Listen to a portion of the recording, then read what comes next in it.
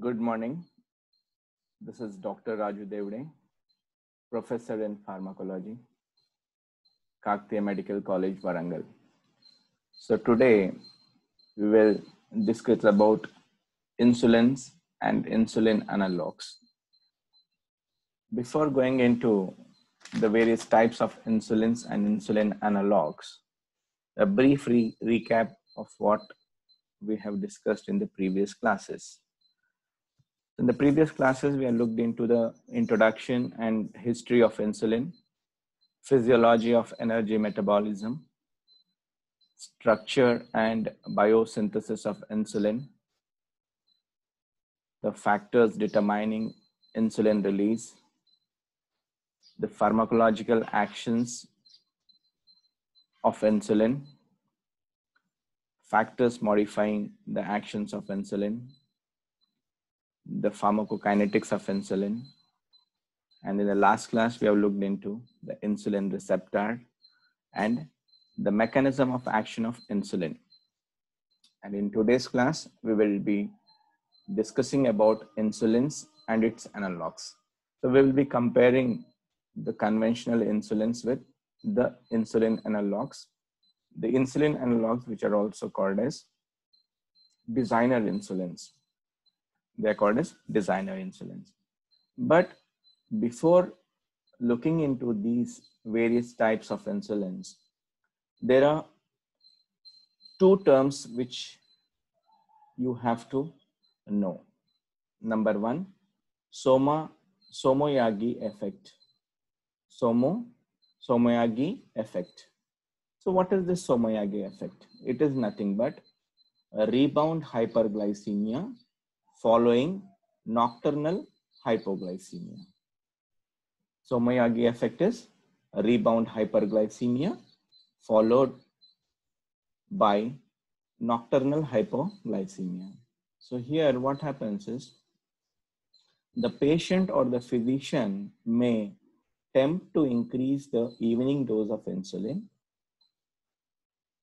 and counteract morning hypoglycemia, which may in fact aggravate nocturnal hypoglycemia.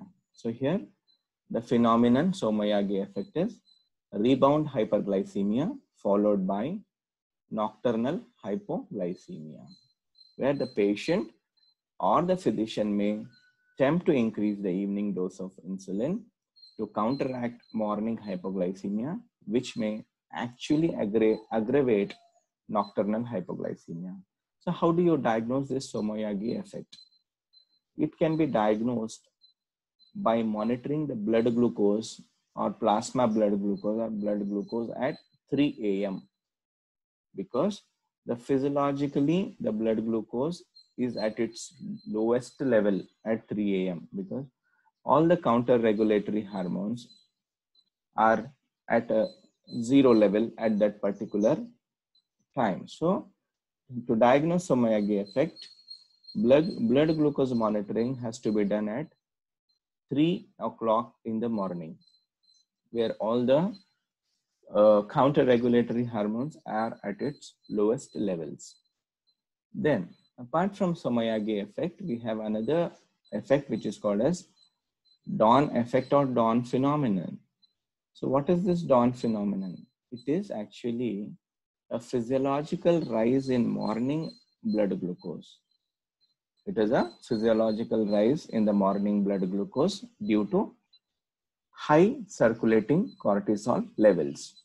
So this is called as dawn phenomenon. Somoyagi effect is a rebound hyperglycemia following nocturnal hypoglycemia. Nocturnal hypoglycemia followed by early morning rebound hyperglycemia. Okay, dawn phenomenon is a physiological rise in morning blood glucose due to circulating high cortisol levels. So after knowing these two effects, that is Somoyagi effect and dawn phenomenon, we will move ahead with the topic insulins and its analogs. So here the contents which I will cover in this talk is the introduction, the classification of insulins, what is the rationale of development of insulin analogs, the individual analogs with its special features, merits of analogs over standard insulins, what are the drawbacks of insulin analogs, what are the popular regimes using in insulin analogs, the novel drug delivery systems using insulin analogs, and finally, I would like to summarize the talk on insulins and insulin analogs. Now, again, to remind you that insulin being a most powerful agent, we have to control blood glucose, and it is a miracle discovery that has saved many lives. So here you can see here the Banting Best and the experiment which was conducted on the dog. And not only that, there's a person who is called as Leonard Thompson, who has received the insulin, the first recipient of insulin after its discovery in 1921. So the insulin analogs, before going into that, a brief recap, that is insulin was extracted by Banting, Best and MacLeod in 1921, where the conventional insulin preparations during those days were from the bovine insulin and the porcine insulin. The bovine insulin are from the cattle, porcine insulin are from the pigs of the pancreas. But these conventional insulin preparations were highly antigenic, and the patient used to develop a lot of reactions. Apart from that, the patient also used to develop a lot of abscesses and so on and so forth. Henceforth, there was a purification process which was undertaken during the year 1970s, where highly purified porcine insulins, which were called as single peak insulins and monocomponent insulins with greater efficacy and lesser side effects, were developed in 1970s. But again in the year 1918s, human insulins by recombinant DNA technology, which are still better, which have come up from the year 1990. And the insulin analogs with novel pharmacokinetics were brought about by the company Eli Lilly and followed by Novo Nordisk. Now, so what are these insulin analogs? So insulin analogs are nothing but the molecules produced by genetic engineering, wherein the amino acid sequence in human insulin is changed to alter its pharmacokinetics. So the genetic engineering, the molecules produced by genetic engineering, wherein the amino acid sequences in human insulin is changed to alter its pharmacokinetics. So however, they bind to insulin receptors in the same fashion as the human insulins and produce the similar effects. Okay, so these insulin analogs are also termed as the designer insulins or the insulin receptor ligands, or they are also called as democratic insulins. Designer insulins, insulin receptor ligands, and democratic insulins. Then the classification of insulins and insulin analogs. So you look at the left hand side, the insulins are short acting. The conventional ones are short acting insulins. They are also called as regular insulins. Short acting insulins are also called as regular insulins. Intermediate acting insulins, they are called as NPH or isophane, that is neutral protamine hagedon or isophane insulin.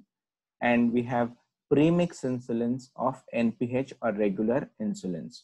So in premix, we do have a combination of short acting and intermediate acting. So this on the left hand side, we have the conventional insulins. Okay, regular insulins, NPH or isophane, and we have a mixture of both of these, regular and NPH, that they are called as premixed insulin, the conventional insulins. On the right hand side, if you look at the insulin analogs, they are ultra short acting or rapid acting.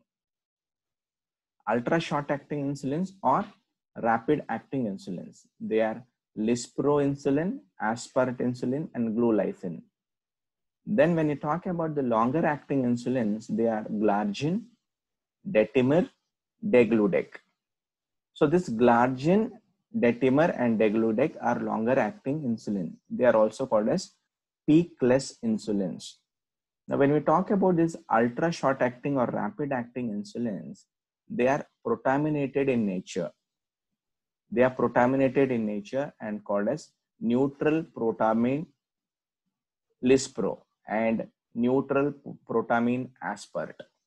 So this neutral protamine lispro and neutral protamine aspart can also have a combination which are called as premix analogs of neutral protamine lispro with insulin lispro, that is 50 by 50 and 75 by 25. That means to say neutral protamine lispro can be 50% ultra short acting or rapid acting, okay, and the 50% intermediate acting, or it may be 75% ultra short acting or rapid acting and 25% it can be made intermediate acting. Like that we have premix analogs like NPA, that is neutral protamine aspart with aspart 70 and 30. 70 means short acting is 70 or rapid acting is 70% and 30% is intermediate acting insulin aspart. So this is how it goes. So when I classify these insulin and insulin analog preparations, they have classified into short acting and long acting. The short acting are regular, they are lispro, aspart, and glulysin. Long acting are NPH, that is neutral protamine hagedon, that is glargine, Detimer, and degludec. So they are the long acting forms. Short acting forms are regular insulins like lispro, aspart, glulysin, and the longer acting forms they are NPH among these insulin analogs like glargine, Detimer, and degludec. Then, what is there a need of insulin analogs? Why these insulin analogs have to be come into the market where we had humanized insulins? Okay, before, after porcine and bovine insulins, there were human insulins available, the regular insulins. But why was there a need for these insulin analogs? The reason behind that is the insulin therapy, which aims to mimic the physiological insulin secretion, because as you know, insulin is secreted physiologically in two phases. One is the basal phase and the bolus phase. That is the biphasic secretion of insulin. That is a physiological insulin secretion in the form of basal and bolus, or bolus and basal. This is actually the physiological secretion of insulin, that is endogenous insulin production. But when you look at the preparations providing bolus insulin requirements should have rapid onset of action. They should have a rapid peak and short duration, and those providing basal requirements should have low basal concentration without a peak of insulin for a long duration. So these are the criteria which insulins need to have. What are the criteria? The preparations which are available should provide bolus insulin requirements, which should be a rapid in onset in action. They should have a rapid peak and a shorter duration, and providing basal requirements should have low basal concentration without a peak for a long duration of time. So the standard insulins that don't mimic, or they doesn't mimic the physiological insulin secretion. So our standard or regular insulins or conventional insulins, they do not mimic the physiological insulin secretion and often result in a mismatch between the requirement of insulin and availability of the insulin. As a result, in inadequate glycemic control and a late hypoglycemia. So there is an inadequate glycemic control and a late hypoglycemia due to availability of the insulins, the standard insulins or conventional insulins, which may lead to a mismatch between the requirement and availability. As a result, there is an inadequate glycemic control and late onset hypoglycemia. Hence, insulin analogs were developed to overcome the limitations of available insulins. So This is the reason why, because of mismatch of the availability and requirement and the glycemic control and late onset hypoglycemia, newer insulins or insulin analogs or designer insulins were marketed. So insulin analogs were developed to overcome the limitations of available insulins. That is, the ultra short acting insulin analogs overcome the limitations of short acting insulins, that is the regular insulins. Whereas long acting insulin analogs overcome the limitations of long or intermediate acting insulins like NPH or isophene insulins. Now, what are these ultra short acting or rapid acting insulin analogs? There are Lispro, Aspart, and Glulysin. So what are these insulins? If you look into the insulins, so ultra short acting are Lispro, Aspart, and Glulysin. When you look into these, the insulins, that is the regular insulins, actually if you look into the biosynthesis where the regular insulins, they form hexamers which get dissociated slowly into tetramers, dimers, and monomers, and hence delaying the absorption.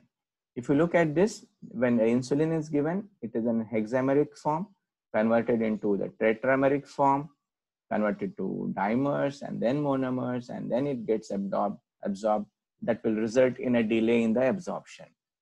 So hence, there is a delayed onset of action. So the delayed onset of action, where the onset of action may start from half to 1 hour, resulting in a postprandial hyperglycemia. Then there is a prolonged time of the peak of action. So that is the time of the peak of action will extend up to 2 to 3 hours, and the duration of action is 5 to 8 hours, resulting in late postprandial hypoglycemia, which is due to conventional insulin. Hence, the regular insulins cause a mismatch between the need and the availability of the bolus insulin and do not ideally mimic the physiological bolus secretion of insulin because they are dissociated from hexameric forms to tetrameric to dimeric and monomeric, resulting in development of postprandial hyperglycemia as well as the late postprandial hypoglycemia. So that is the reason why this regular insulins can cause a mismatch between the need of insulin and availability of bolus insulin, which do not ideally mimic the physiological bolus secretion of insulin. Then, what are the other limitations of regular insulins or conventional insulins? Thus, regular or conventional insulins have to be administered 35 to 45 minutes before a meal, where dose of insulin cannot be adjusted according to the size of the meals. Okay, we take insulin and the dose or the size of the meal cannot be adjusted, and the time of onset, the peak of action and duration of action is dose dependent. That means it increases with the dose of the insulin, and apart from that, the absorption of insulin, the conventional insulin, varies with injection site and exercise, and hence there is a variability of absorption as much as 25%. Then if you look at the various types of insulin analogs, we will discuss about these three, that is Lispro, Aspart, and Glulysin, where we take care of the beta chain of the insulin, the structure. So because as you know, the insulin structure, it consists of alpha chain and beta chain linked by disulfide bridges. So in the alpha chain, there are 21 amino acids. In the beta chain, there are 30 amino acids. So if you look at the normal beta chain of the human insulin, this is actually the conventional human insulin. The normal beta chain from 23rd amino acid to 30th amino acid, there will be changes in the amino acids with respect to the insulin analogs, that is Aspart, Lispro, and Glulysin. They are ultra short acting insulin analogs, where if you look at Lispro in the position 28 and 29, so 28 contain proline and 29 contain lysine. So this proline and lysine, they are interchanged. So on 29th position of beta chain of insulin structure, lysine is carried on to, that is 28th place, and proline is shifted to 29th place. So this becomes lispro, that is lysine and proline, lispro. Then when you look at aspartate, on the 28th position of amino acid on the beta chain, proline is converted to aspartate. So it becomes aspart. So insulin aspartate or insulin aspirate. So this aspartate or aspartic acid. So it is changed, okay, that amino acid. So proline is converted to aspartate or aspartic acid. So when you look at glulisine, so glulisine has a change in the 29th amino acid on beta chain, where lysine is converted to lysine is converted to glulisine, where there is a change of amino acid to glutamic acid. So glutamic acid. And on the third position, there is lysine available. Okay, lysine is available at position 3 of beta chain, and 29th position it is glutamic acid. So this is how, by just a change in the position of the amino acids, we can manufacture these insulin analogs, that is ultra short acting insulin analogs like lispro. There's an interchange on the position of proline and lysine, and aspartic acid is been changed from proline to aspartic acid in the position 28, like that. Then when you look into these insulin analogs, they have a less propensity to form hexamers. So they have less propensity to form hexamers, and the formed hexamers dissociate rapidly into monomers and are rapidly absorbed. So the insulin analogs like lispro, aspart, and glulisine, the hexameric forms are rapidly dissociated into monomeric forms, and they are rapidly absorbed. Hence, the onset of action is very rapid, that is 10 to 20 minutes. The peak action is 1 to 2 hours, and duration of action is 4 to 5 hours. So they may result in better control of postprandial hyperglycemia, and also have a decreased risk of late postprandial hypoglycemia. And these mimic the normal physiological bolus production of insulin. And these can be taken just before or just after meals. And it allows adjustment of insulin dose with size of the meal. So these are the advantages. So these insulins can be taken just before or just after a meal, and the doses can be adjusted according to the size of the meal. And the onset of action and peak action depend or is independent of dose or site of action or site of injection or exercise. So these are all the various advantages of insulin analogs when compared to that of your insulin or the conventional insulin. That is onset of action, the peak action, which is independent of the dose of insulin, independent of the site of injection, and it is independent of the exercise. Now, you can see actually this is a time frame on x-axis, and the serum insulin levels in picomoles per liter. So if you look at this lispro, it is an ultra short acting insulin where it has a peak of action, a very rapid peak of action, and there is the duration of action is also the peak of action around 1 to 2 hours. The onset of action is very rapid, and there can be a decreased postprandial or late postprandial hypoglycemia. You can see this curve here. If you look at the regular conventional insulin, the onset of action is delayed, the peak of action is delayed, and the duration of action is also very long, which cannot cover the physiological secretion of insulin release. Then when you look into the long-acting insulin analogs, the long-acting insulin analogs are glargine, detemir, and degludec. So what are these? The limit. So when I compare to these long-acting insulin analogs can be compared with the NPH or isophane insulins, which are called as conventional intermediate-acting insulins like neutral protamine Hagadone. So I will relate this longer-acting insulin with NPH. So what are the limitations of NPH insulins when compared to that of the long-acting insulin analogs? So this NPH insulins does not mimic the physiological basal insulin secretion, as the peak action will extend from 5 hours to 7 hours after administration, and it also has a risk of nocturnal hypoglycemia if administered at bedtime. Not only that, the duration of action is not very long.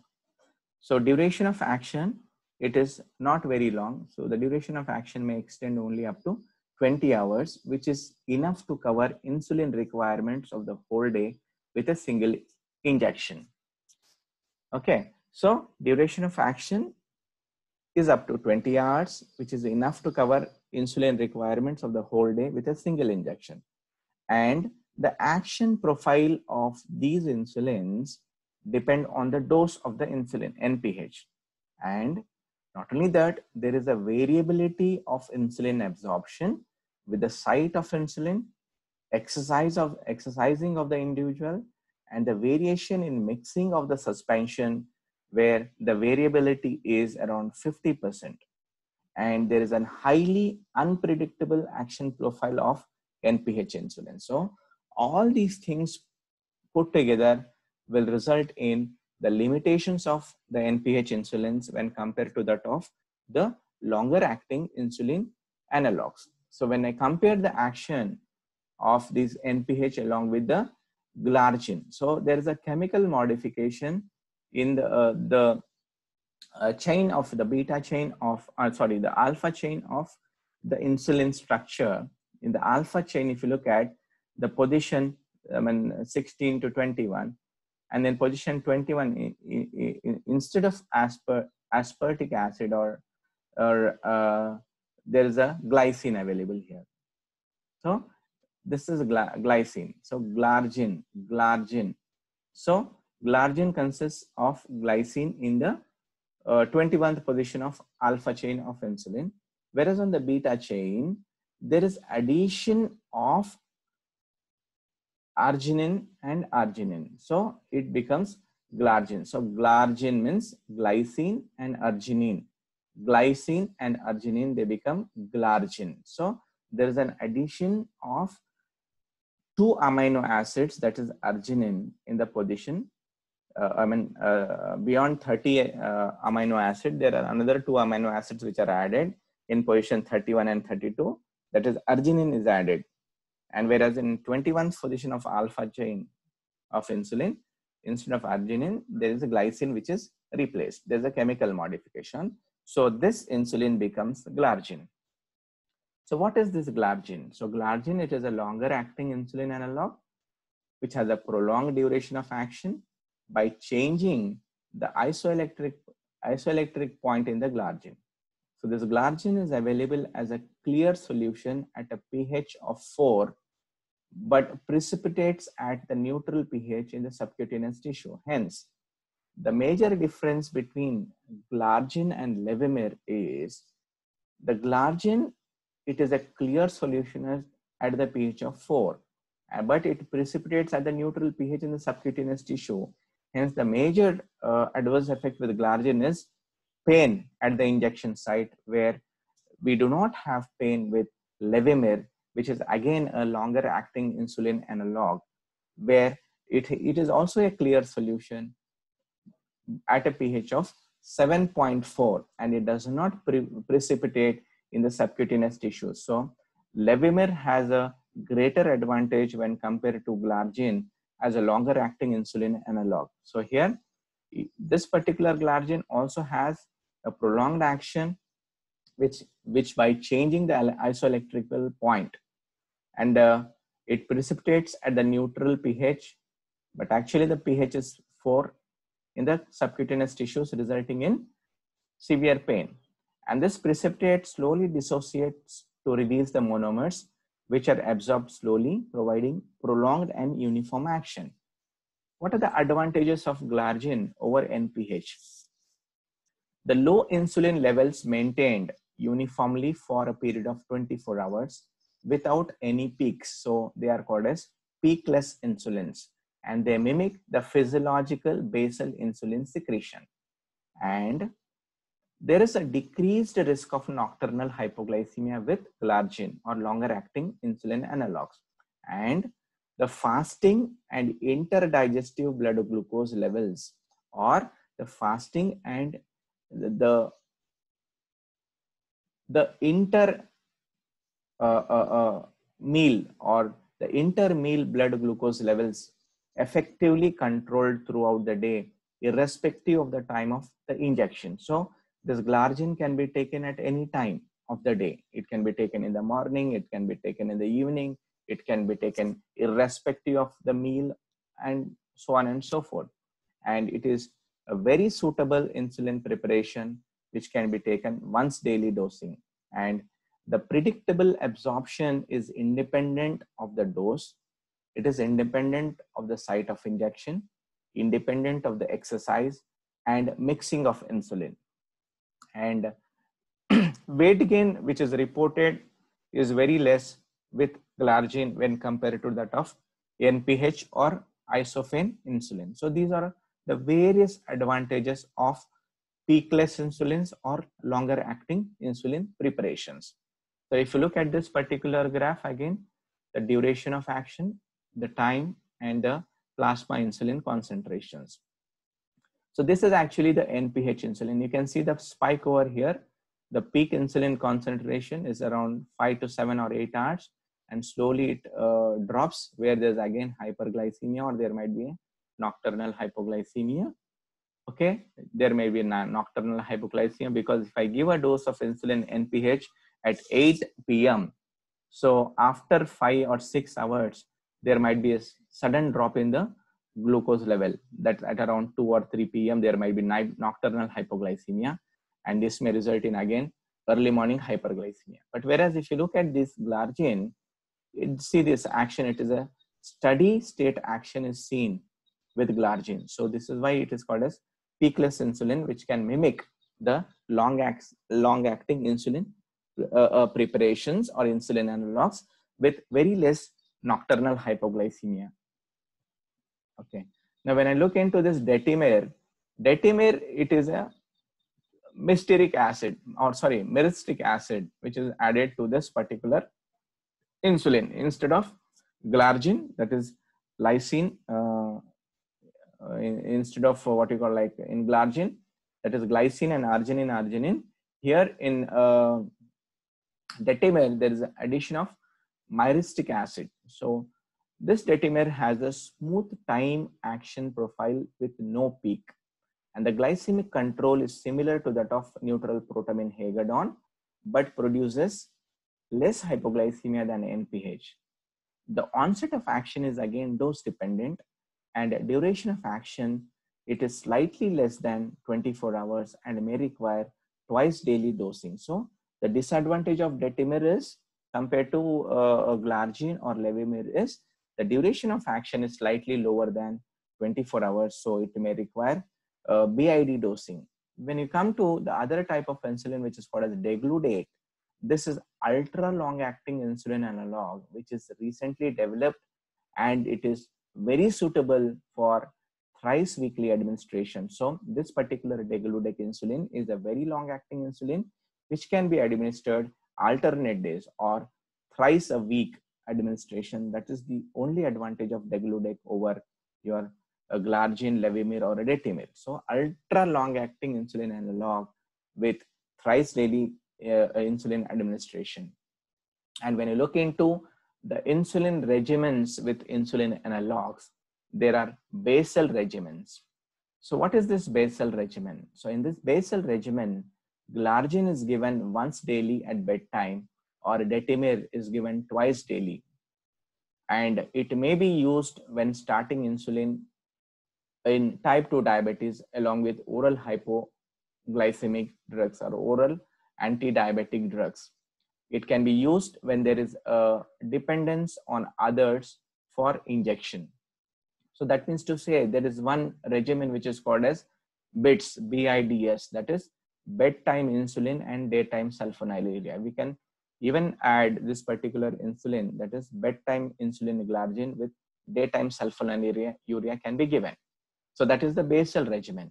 So when you talk about the conventional split dose regimens, they are pre-mixed analogs injected twice a day, where a pre-breakfast or pre-evening meal, especially in type 1 and type 2 diabetes, and simplifying dosing and decrease number of injections. So that is the conventional regime. If I talk about insulin aspart or insulin glargine, so aspart can also be made long acting, where you combine 70% of aspart as NPH and 25% as the ultra short acting aspart. So it can be made a conventional split dose insulin regimens. Okay, so aspart can be made this conventional premix insulin analog, where 70% can be made longer acting and 30% can be made short acting, or 30% can be made short acting, ultra short acting, and 70% can be made longer acting. Then we have basal and bolus regimens for intensive, or they are also called as intensive regimens, where glargine can be given at bedtime to cover the basal insulin secretion, and the short acting insulin analog to cover the mealtime insulin secretion. So this particular basal bolus regimen is used mainly in type 1 diabetes normally, where type 2 diabetes we can give at times when it is required, but usually it is given in type 1 diabetes at basal bolus regime. And the analogs are preferred in intensive regimes due to decreased risk of hyperglycemia with their therapeutic use. Not only that, when you look into the various the dosage regimes and the preparations which are available, or the methods of insulin delivery, we have CSII. So that is nothing but continuous subcutaneous insulin infusion through insulin pumps.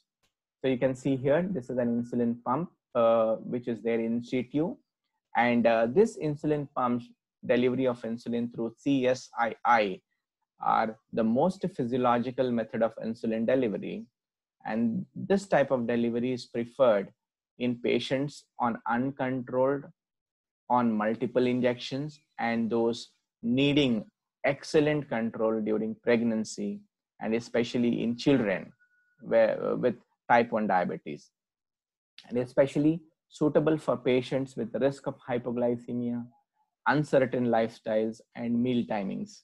So, but the only problem with this continuous subcutaneous insulin infusions are we need to monitor for this catheter, we need to monitor for the infections, and there might be a catheter blockage and all those things.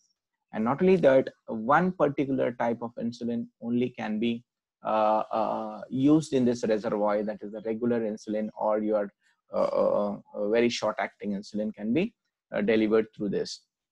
And this particular insulin pump consists of insulin reservoir. There will be a program chip, a keyboard, and a screen. So the insulin infused through the plastic tubings connected to the subcutaneous inserted infusion set. So this insulin is infused through the plastic tubings which are connected to the subcutaneous inserted infusion set.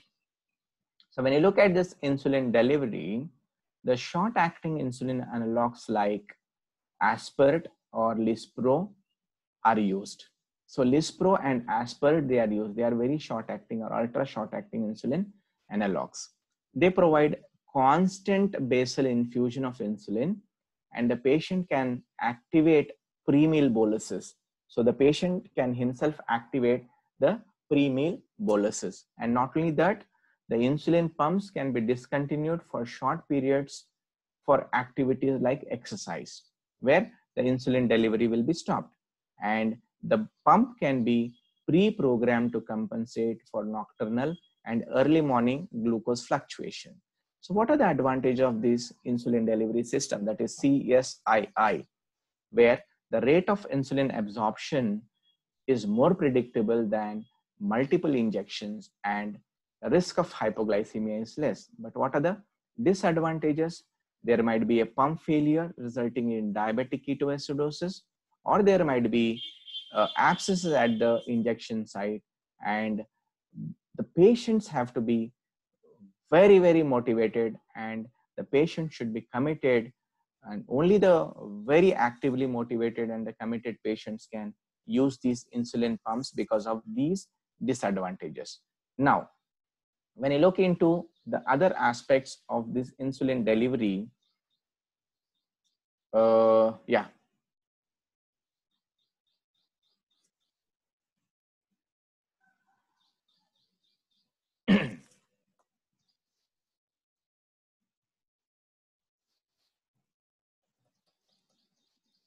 Okay, so this is not moving ahead. There is some problem with the slides, but when the slides come, I'll definitely come back to the slides. But apart from that, looking into the various advantages and disadvantages of these insulins, like the conventionals or the newer insulins or the designer insulins or insulin analogs, if you look into the side effects or adverse drug reaction profile of whatever may be the insulin, whether it is say a conventional insulin or whether it is a insulin analog or designer insulin, the adverse drug reactions are hypoglycemia. So hypoglycemia is one major disadvantage, even with both uh, the conventional insulins and the designer insulins. And apart from that, there might be an insulin edema. There might be an insulin edema. So the insulin edema is seen with the initiation of insulin therapy. So there might be an initial weight gain, and this weight gain can be reduced over a period of time as the patient continues to take insulin. And apart from that, there is hyperkalemia, which is also one of the major side effects of insulin therapy in an initial stage. And not only that, on the long-term insulin usage may result in development of lipoatrophy or lipodystrophy. There might be a pitting or a dimpling edema, which is nothing but the lipoatrophy or lipodystrophy. So these are the typical, what you call like the adverse drug reactions with insulin. So these can be counteracted. So hypoglycemia, one major issue, followed by insulin edema, hyperkalemia, and lipodystrophy. These are the major side effects of insulins. And the insulins which have to be used in special situations. So what are the insulins to be used in special situations? So the special situations with the role of insulins and insulin analogs are like, number one, we do have what is called as the diabetic ketoacidosis. So in case of diabetic ketoacidosis, especially the conventional insulins as well as the insulin analogs like aspirin, Lispro can be used for the treatment of diabetic ketoacidosis. As you know, this diabetic ketoacidosis is very commonly seen in type 1 diabetes, and it can also be seen in type 2 diabetes, but it is called as HHS, that is called as hyperglycemic hyperosmolar syndrome or state, where it is very uncommon. And diabetic ketoacidosis is a very common condition which is seen in type 1 diabetes mellitus. And this is typically due to a concomitant infection or a stress or a fracture or a myocardial infarction. So the patient may present with a triad of this particular diabetic ketoacidosis. One is hyperglycemia, there is ketosis and acidosis. Hyperglycemia, ketosis, and acidosis is a triad of diabetic ketoacidosis. Not only that, the patient may present with some febrile illness, or there might be a dehydration, which is very important. And you can easily diagnose the patient with diabetic ketoacidosis, like there is a ketone smell, a sweet smell which emanates from the breath of the individual. So this can be treated by giving IV fluids, that is normal saline. The first 70% of the normal saline has to be given, or first 2/3 of the normal saline has to be given in the first 6 hours, and then 1/3 of the normal saline requirement has to be given in the next 18 hours, followed by the intravenous insulin delivery, which has to be added in the normal saline, and looking into the ketone bodies and arterial blood gas concentrations, looking into the anion gap and all those things, and bicarbonate and the pH and all those things. We have to either up titrate the insulin or down titrate the insulin. Not only that, we need to give soda bicarb to the patients with ketosis, and IV fluids, and the mainstay is IV fluids, then the insulin intravenous, which has to be dissolved in the normal saline, as well as potassium or bicarbonate, and in the later stages we can give potassium along with dextrose as the blood glucose keeps on lowering, and there is a chance of development of hypoglycemia. We need to give a dextrose, and potassium infusions also have to be given to manage the diabetic ketoacidosis, or HHS, that is hyperglycemic hyperosmolar state or syndrome. And apart from that, the special situations like the pregnancy, especially, that is what is called as GDM, especially in gestational diabetes mellitus also, we need to give a short acting insulin analogs, or we can give a regular insulin like what is called as the insulin Lispro can be given, or we can give the premixed insulins also can be given in pregnancy, like Lisprin, insulin Lispro, insulin Aspart, very short acting, ultra short acting insulins can be given, or we can give insulin, regular insulin can be given in the case of gestational diabetes mellitus.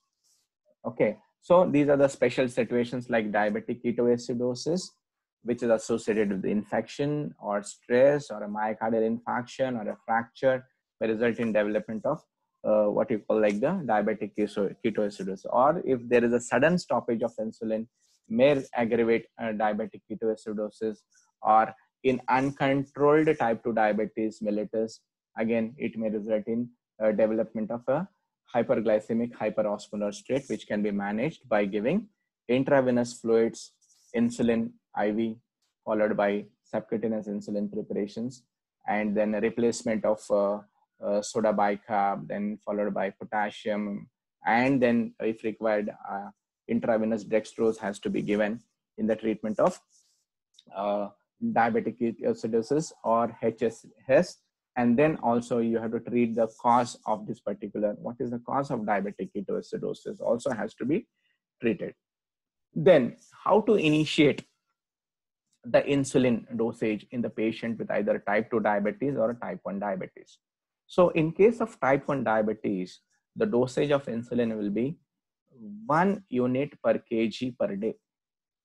So 1 unit of insulin per kg per day is the requirement of insulin to start with in patients with type 1 diabetes. So if a person is weighing around 30 kilos, then we need to give 30 units of insulin per day in type 1 diabetes. Okay, now how do you calculate the dose of the insulin requirement in a type 2 diabetes patient if he actually requires insulin in type 2 diabetes? So to initiate insulin in type 2 diabetes, the dose is 0.2 units per kg per day. What is it? It is 0.2 units per kg per day is the dose of insulin requirement in type 2 diabetes. That means to say, if the individual is weighing 60 kilos or 60 kilograms, 0.2 of 60 kilograms is 12 units. So we need to give 12 units of the insulin per day to start with. That means to say 60 kilogram individual with type 2 diabetes, we need to initiate a premix insulin preparation, that is 12 units per day, of which 2/3 of the insulin has to be given before in the morning and 1/3 has to be given in the night. That means to say, I have to deliver a dose of 8 units of premix insulin to an individual with type 2 diabetes, to start with 8 units in the morning before a meal and 4 units before dinner. So that is how we need to initiate what is called as the dose of insulin, whether it is premixed in type 1 and type 2.